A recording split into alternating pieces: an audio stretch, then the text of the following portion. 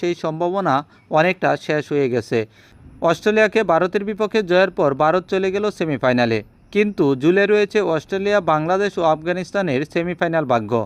কারণ হলো সকালের ম্যাচে যদি আফগানিস্তানের বিপক্ষে ৬২ রানে জয় পায় বাংলাদেশ, তাহলে বাংলাদেশ চলে যাবে সেমিফাইনালে। আর যদি ৬২ রানের কম ব্যবধানে বাংলাদেশ পরাজিত করে আফগানিস্তানকে, তাহলে অস্ট্রেলিয়া রান রেটে এগিয়ে থেকে তারা চলে যাবে সেমিফাইনালে। আর যদি কোনো কারণে বাংলাদেশ দল পরে ব্যাটিং করে, তাহলে আফগানিস্তান দল যত রানই টার্গেট দেখ না কেন, সেই রান ১৩ ওভারের মধ্যেই বাংলাদেশকে টপকে যেতে হবে। তাহলেই বাংলাদেশ দল সেমিফাইনালে যেতে পারবে। এখন দেখার বিষয় যে বাংলাদেশ এই কঠিন সমীকরণ সহজ করে সেমিফাইনালের পথে এগিয়ে যেতে পারে কিনা।